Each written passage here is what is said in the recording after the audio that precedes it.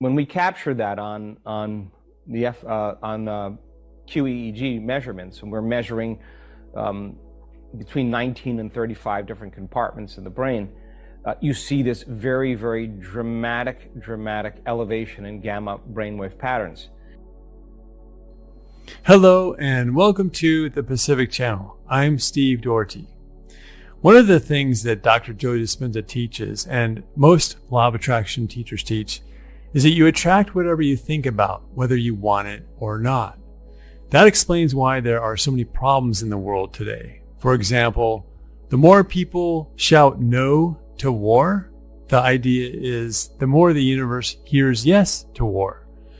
And this is why Mother Teresa always said that she would never march against war, but she would march for peace. And this is why the more people that shout no to drugs, for example, the more drug problems are created. I know it sounds a little crazy, but that's the teaching. You get what you think about, whether you want it or not. Knowing that's how it works, in this audio, a lady asks Dr. Joe a compelling question. She explains that she recently got a job doing cancer research, but she worries that she might attract cancer since she is so focused on it in her job. Dr. Joe gives an excellent answer, which you will hear in a moment. Then in this same audio clip, another person asks Dr. Joe about autism and asks if he is doing any research on it. Let's listen to Dr. Joe answer these questions, and then I'll discuss it further with you when he's done.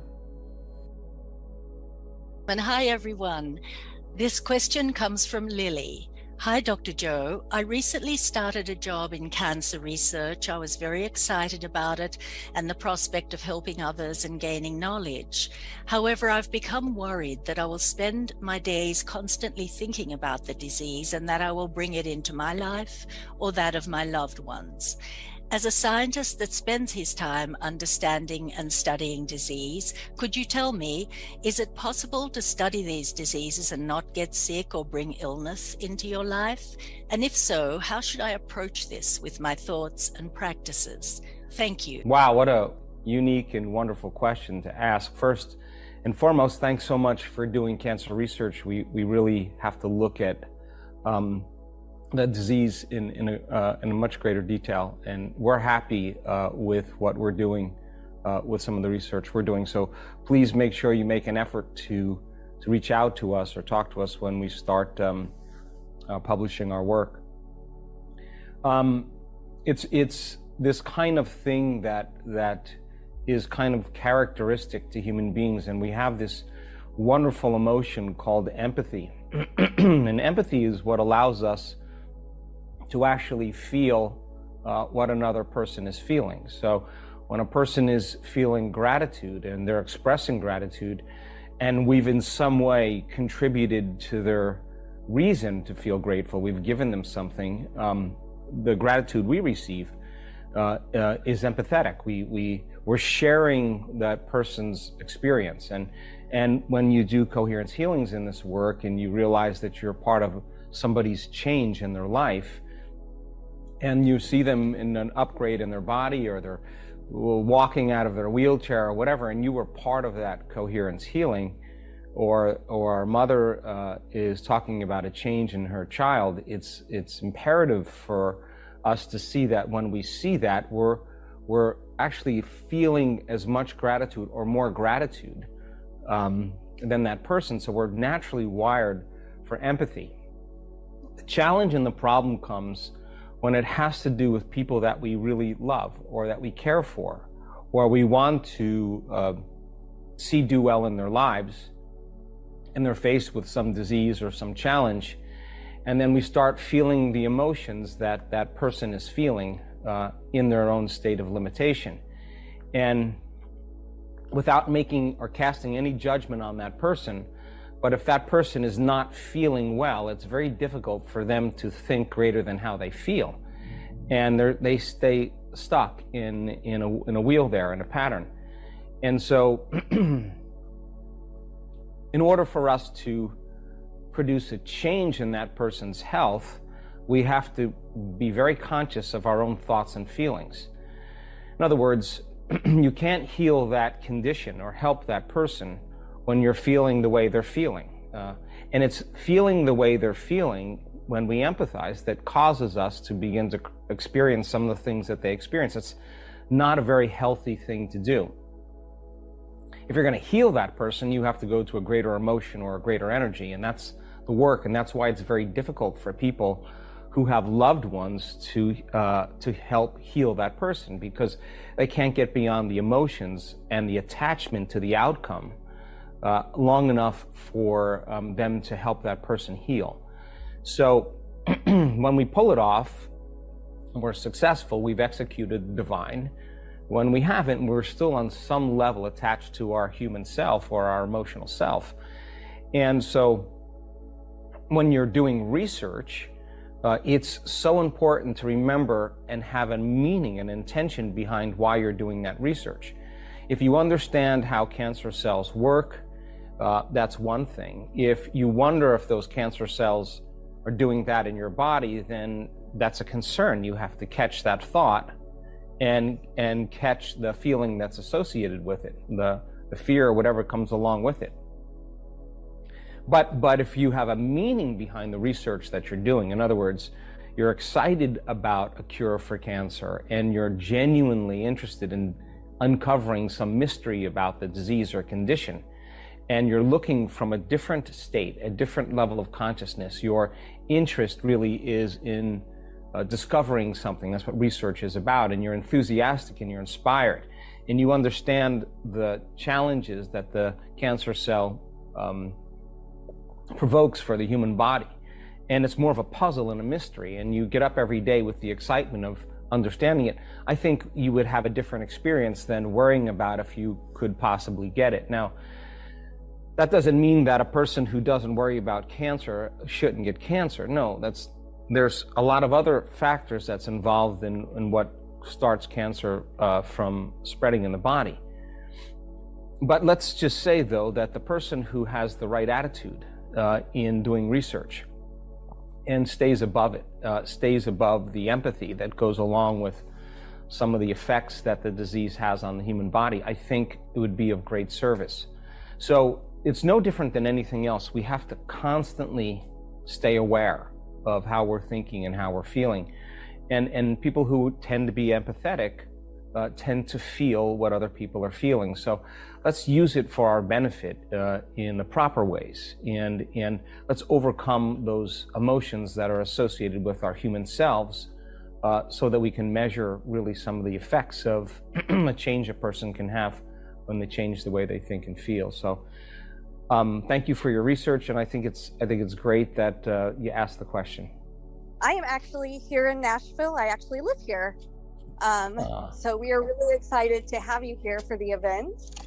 I have worked with children with autism for over 24 years. I'm a behavior analyst. And I was really interested in the research on the brain waves that you were doing in Cancun. And I was wondering if you knew of any research or doing any research on brainwaves in kids with autism, because I had a moment in Cancun where I was like shaking and all the energy was coming through my body, and it kind of triggered in me the thought that, oh my goodness, this is what happens to kids with autism when they're doing what we call stimming or self-stimulatory behavior. So I was just curious if there was any plans to do research on that, because it'd be really interesting to see what their brainwaves are doing. Yeah, so thanks, Brooke, for the question, and thanks for the work that you do. One of the things that I've looked at with autism is really how the nervous system and the brain actually function. Now, as you know, there's a whole spectrum, but let's just say for the autistic brain, there tends to be a very active frontal lobe, like an overactive frontal lobe. And if you read any of my work, the frontal lobe is like a volume control. Like if you're really paying attention and you don't want to be distracted by anything else but what you're present with, the frontal lobe actually has to act like a volume control. and lower the volume in the circuits in the brain that really have you become aware that you're local in space and time. So that's what allows us to make thought more real than anything else. And so it dampens down the sensory circuits where we feel our body, dampens down the circuits that produce the mind of motor function, of movement, our sense of self and non-self in space and time, quiets down all the sensory circuits as well, and they start to diminish. And of course, we move into that alpha, or that creative state. Well, that's how we actually learn. That's how we pay attention. That's how we create. There's so many important elements with executive function.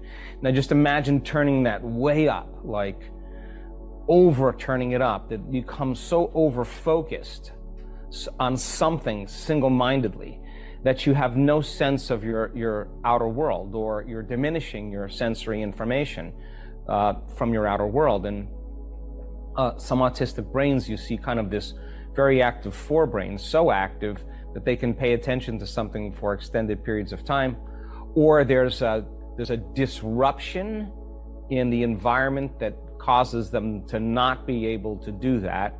And of course, there's outbursts and everything else that go along with it. Now, when people in this work have one of those brainstorms, one of those moments, so an awakening or a connection, whatever you want to call that, when we capture that on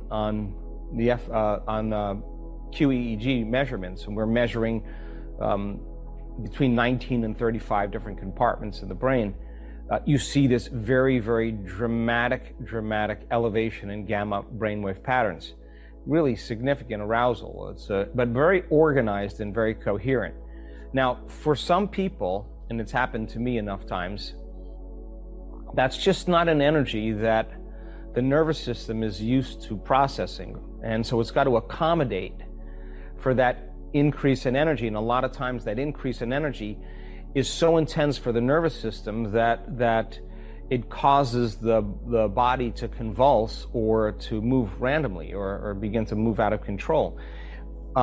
That's an enormous amount of energy that the nervous system has to process. And sometimes there's that kind of rush of energy, and we see not all the time, but a lot of times there's a pause, like there's a relaxation of the acquiescence of the circuitry, then it goes back up again, or it builds to a greater frequency. So we see that sometimes as well. Now, when that occurs, there's some kind of, the autonomic nervous system somehow is connecting more richly to energy and frequency, and frequency carries information. So energy is informing matter on that level, and the person's feeling it in every single cell of their body, because your autonomic nervous system is connected to every system, cardiovascular, immune, digestive, every system, every organ, every tissue, every cell is touched by the autonomic nervous system. So imagine now it regulating to such order that that the cells are getting more energy. That's basically what's happening. That, and the more coherent the frequency in the nervous system, the more coherent the signal or the information to the cell. And many people have that experience, and in a matter of moments they have an upgrade. Now, that doesn't happen every single time, you know, an upgrade physically, but a lot of times there's this kind of convulsing that goes on in the body, or a loss of consciousness, because that's an enormous amount of energy that's going to the limbic brain, not to the thinking neocortex. And so a person moves into this kind of altered state, and we should never be afraid of that. And a lot of people have it in sometimes inappropriate moments. It's happened to me as well. Now, I don't know if the autistic child is having that kind of outburst or that loss of order from their connection to energy. We haven't studied that. But I would say that some spectrums of autism are genius. They're obviously accessing information. So do we want to do studies? Phúc đâu cần chỉ cho phút bắt đầu. Nhớ đến cái lúc còn gió sương vơi đầy, nhớ hình bóng người nào đó vương nơi này. Trong vài khoảnh khắc mong có được đôi tay ấy cổ lau đi bờ mi khi nào thưởng hơi cay. Xa một người phải bước qua cuộc đời, không phải xa đi vĩnh viễn mà chúng ta chỉ tạm chịu nỗi đau. Kiếp này mau tìm đợi nhau, kiếp này sau đừng về nơi hoàng tuyển đã có hoa bỉ ngạn.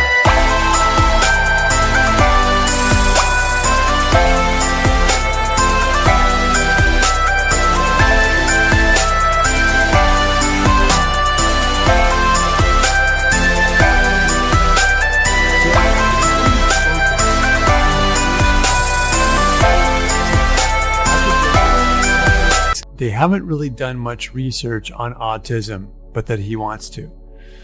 So with the first question, Dr. Joe explains that one of the problems that we can get ourselves into when we want to help someone heal is showing too much empathy towards the person, especially if it's a relative or someone we are close to or someone we love. You may identify as an empath yourself, able to feel what other people feel to the point where you are equally affected emotionally and even physically. I know because that happened to me a couple of times, and one of the main times was when my dad was close to transitioning or dying back in 2008.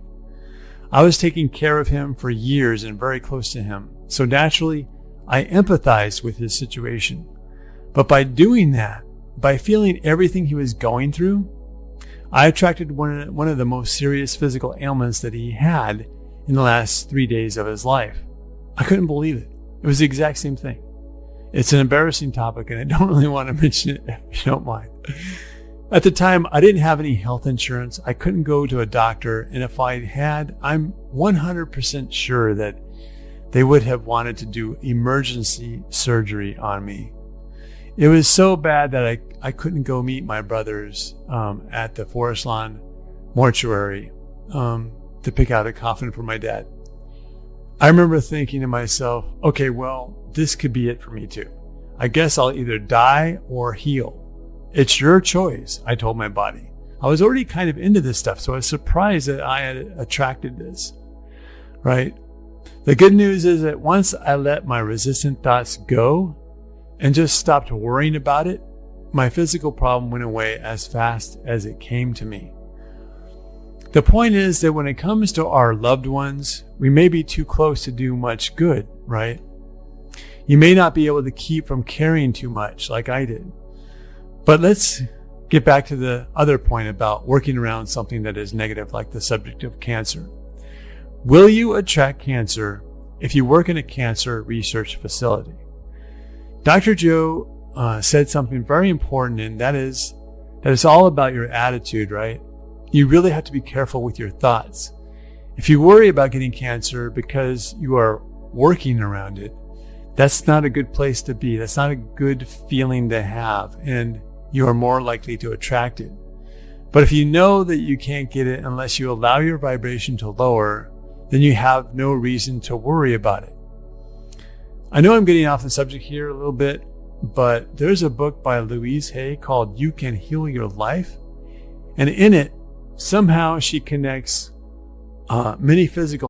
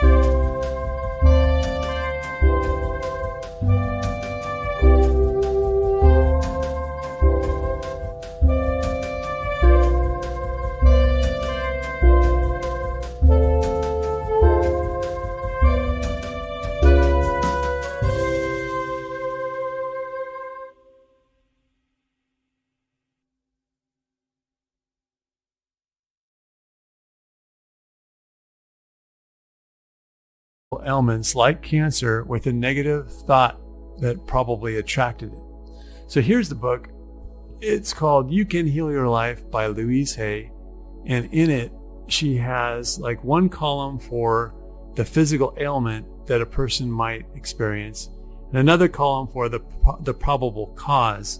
And then the third column is what you should think in order to alleviate the problem, right? Or to get Tưởng vào duyên số nhưng nếu em cho số đảm bảo mình nên duyên đấy. Từ khi gặp em Google hết tác dụng bởi em là tất cả những gì anh cần tìm, giống một kho báu để ngăn người khác đụng tới. Đối đầu thế giới anh cũng sẵn sàng cân tím, ghét phải lặng im coi em như cô bạn. Nỗi nhớ đong đầy bao giờ mới khô cạn, khoảnh khắc bên nhau thời gian như ngừng trôi vì em sở hữu sự hấp dẫn vô hạn. Yêu đơn phương cảm giác khó đọc tên, mọi thứ mù mịt giống như đứng trước bão. Mãi hy vọng chờ đợi ngóng trông đến ngày nụ hôn đó sẽ một lần được trao. Hương thơm ngọt ngào vương trên mái tóc em gây nghiện cực mạnh, anh ngày đêm ước ao. Quỳnh là loài hoa đẹp nhất trong bóng đêm, cuộc đời này u tối đang cần em bước vào. Đưa cho anh cái bản đồ vì anh sắp lạc bên trong đôi mắt kia. Hãy đưa cho anh cuốn từ điển vì cảm xúc. all of the past. I choose to fill my world with joy. I love and approve of myself. So a lot of it is about letting go of the past, forgiving yourself, forgiving others, and just releasing all that negativity. So the point is that your body responds to your thoughts and will manifest illness if you think negative thoughts, and wellness if you think positive ones. So choose the good thoughts and you'll be fine. If you like this video, please like, subscribe, and share it with your friends and family. The world needs this information. So many people are unnecessarily suffering because they don't know about this stuff. And also, please leave a comment below about what you think about this video. Thanks for watching. Have a great one, and I'll see you in the next video.